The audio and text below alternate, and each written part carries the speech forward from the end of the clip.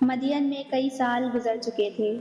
حضرت موسیٰ علیہ السلام ایک نئے ملک، نئی زندگی اور نئی ذمہ داریوں کے ساتھ جی رہے تھے۔ وہ اب صرف ایک مہمان نہیں تھے، بلکہ ایک باعزت خاندان کے داماد اور ایک سادہ مگر محنتی چرواہے تھے۔ مگر دل کے کسی کونے میں کچھ ادھورا تھا۔ کبھی کبھی وہ آسمان کی طرف دیکھتے اور سوچتے، یا اللہ، کیا بس یہی میری زندگی ہے؟ پھر ایک دن اللہ تعالیٰ کا حکم آیا کہ اب واپس مصر جاؤ۔ حضرت موسیٰ علیہ السلام اپنی بیوی اور سامان کے ساتھ مصر کے لیے روانہ ہوئے۔ راستہ سنسان اور رات سرد، چلتے چلتے وہ طور کے مقام پر پہنچے۔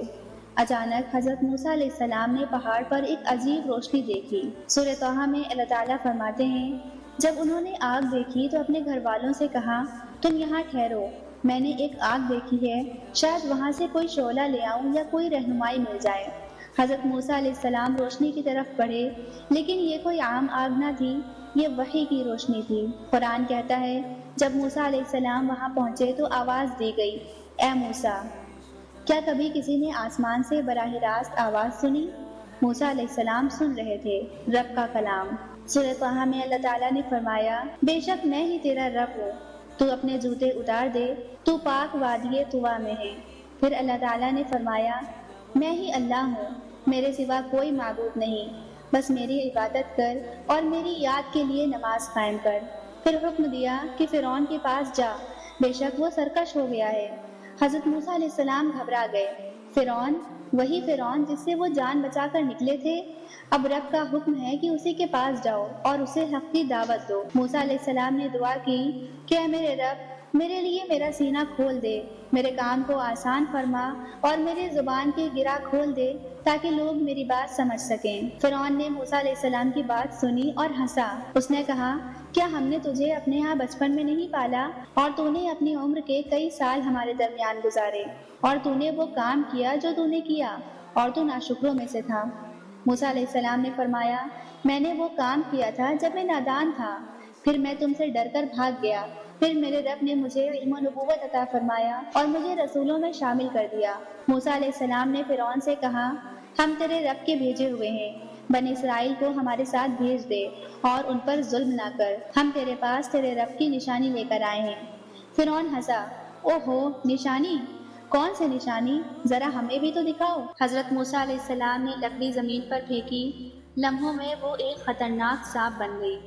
درباری چیخ اٹھے، فرعون کی آنکھیں حیرت سے کھلی کی کھلی رہ گئیں۔ پھر موسیٰ علیہ السلام نے اپنا ہاتھ بغل سے نکالا، ایک چمکتا ہوا نور جیسا ہاتھ، جیسے سورج کی روشنی ہو۔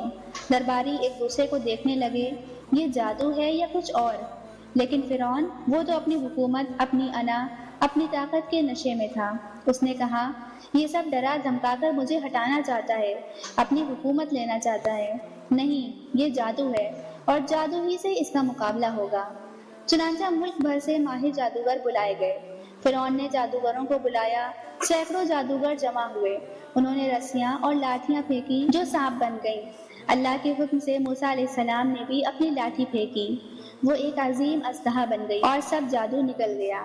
قرآن کہتا ہے، حق ظاہر ہو گیا اور جو وہ کر رہے تھے وہ باطل ہو گیا۔ سب جادوگر سجدے میں گر پڑے۔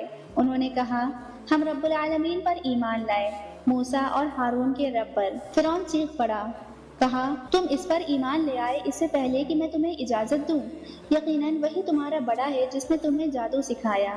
پھر دھمکی دی کہ میں تمہارے ہاتھ اور پیر الٹے سمت سے کاٹ دوں گا اور تمہیں کھجور کے تنوں پر سولی پر چڑھا دوں گا، لیکن ایمان والے ڈرے نہیں۔ فرعون اور اس کی قوم نے ظلم بڑھایا، اللہ نے ان پر عذاب بھیجے، طوفان کا عذاب، ٹڈی دل کا عذاب، جوئے کا عذاب، مینڈک کا عذاب، خون کا عذاب۔ پھر اللہ نے حکم دیا کہ راتوں رات میرے بندوں کو لے کر نکل جاؤ، یقیناً تمہارا پیچھا کیا جائے گا۔ موسیٰ علیہ السلام بنی اسرائیل کو لے کر روانہ ہوئے، آگے سمندر، پیچھے فرعون۔ قوم گھبرا گئی۔ موسیٰ علیہ السلام نے فرمایا، ہرگز نہیں، میرے ساتھ میرا رب ہے، وہ ضرور مجھے راستہ دکھائے گا۔ موسیٰ علیہ السلام نے لاٹھی ماری، سمندر پھٹ گیا اور راستہ بن گیا۔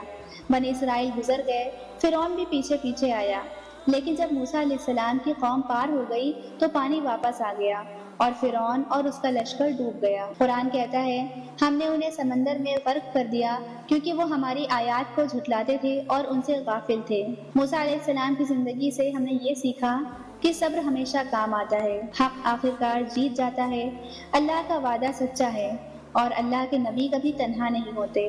حضرت موسیٰ علیہ السلام نے اندھیرے میں راستہ پایا اور اپنی قوم کے لیے روشنی بن گئے۔